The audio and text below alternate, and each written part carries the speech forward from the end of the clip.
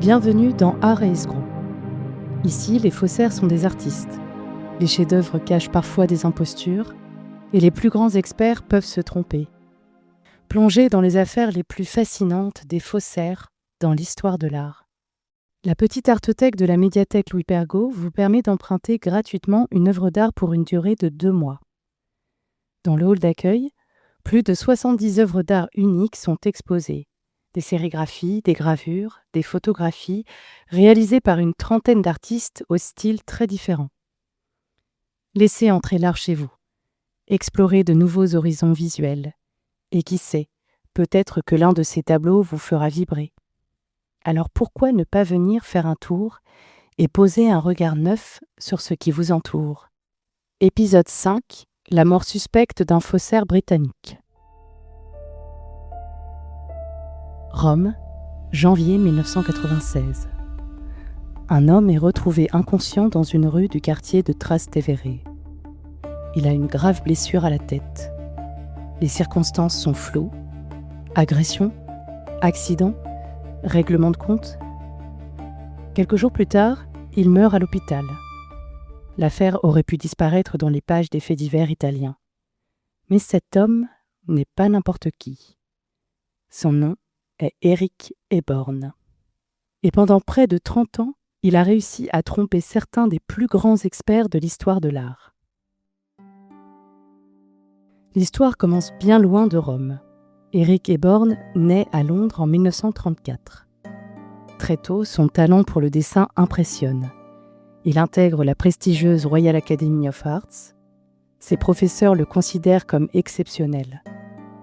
Il maîtrise les techniques anciennes, l'anatomie, la perspective, les matériaux historiques. Tout semble le destiner à une carrière d'artiste reconnu. Pourtant, quelque chose se brise. Eborn se persuade que le monde de l'art préfère les signatures célèbres aux artistes vivants. Qu'un dessin attribué à un maître ancien vaut davantage que le même dessin signé d'un inconnu. Alors, il décide de faire une expérience.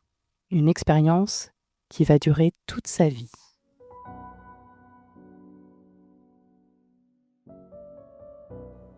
Au lieu de copier des œuvres connues, Eborn choisit une méthode bien plus redoutable. Il invente des œuvres inédites, des dessins qui n'ont jamais existé. Puis il les attribue à des artistes de la Renaissance ou du XVIIe siècle. C'est là toute son intelligence. Car lorsqu'on copie un tableau célèbre, la comparaison est facile. Mais lorsqu'on présente une œuvre prétendument redécouverte après plusieurs siècles d'oubli, les experts entrent en terrain inconnu. Et souvent, ils se trompent. Eborn étudie les papiers anciens, les encres, les pigments, les habitudes de chaque artiste. Il récupère parfois de véritables feuilles datant de plusieurs siècles. Puis il dessine avec une virtuosité stupéfiante. Les spécialistes sont séduits, des collectionneurs achètent, des musées exposent, des catalogues publient ses œuvres, sans savoir qu'ils admirent le travail d'un homme vivant. Pendant des années, personne ne mesure réellement l'ampleur de la supercherie. Puis Eborn commet ce qui semble être une folie. Il parle. Pire encore, il écrit. Dans les années 1990, il publie plusieurs ouvrages où il raconte ses activités de faussaire. Il y explique certaines techniques, il se moque ouvertement des experts, il affirme avoir dupé des institutions prestigieuses et surtout, il lance une accusation dévastatrice. Selon lui, le marché de l'art repose souvent davantage sur l'autorité et la réputation que sur une véritable certitude scientifique. Pour les spécialistes, c'est une déclaration de guerre. Mais Eborn va encore plus loin. Il affirme que de nombreux faux circulent toujours dans les musées et les collections privées. Des œuvres considérées comme authentiques, des œuvres qui pourraient encore aujourd'hui être de sa main. Impossible de vérifier toutes ces affirmations. Impossible aussi de les écarter complètement. Et c'est précisément ce doute qui fait sa force. Puis vient cette nuit de janvier 1996. L'agression, la blessure, la mort. L'enquête n'apporte jamais de réponse totalement satisfaisante. Les hypothèses se multiplient. Un vol qui tourne mal, une querelle personnelle, un acte de vengeance ou simplement le hasard.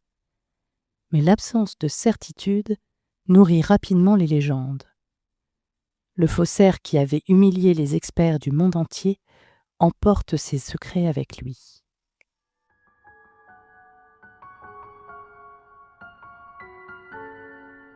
Aujourd'hui encore, Éric Héborn occupe une place singulière dans l'histoire de l'art, parce qu'il ne s'est pas contenté de fabriquer des faux. Il a attaqué une croyance fondamentale, l'idée que les experts peuvent toujours distinguer le vrai du faux. Et peut-être que son plus grand tour de force n'a jamais été de tromper les musées. Peut-être que son chef-d'œuvre a été d'installer un doute durable dans l'esprit de ceux qui prétendent reconnaître la vérité. Car après tout, si un faux reste admiré pendant 50 ans sans être détecté, à quel moment cesse-t-il d'être seulement un faux ? Merci d'avoir écouté Art et Escroc. Nous nous retrouvons très bientôt pour un prochain épisode. À bientôt!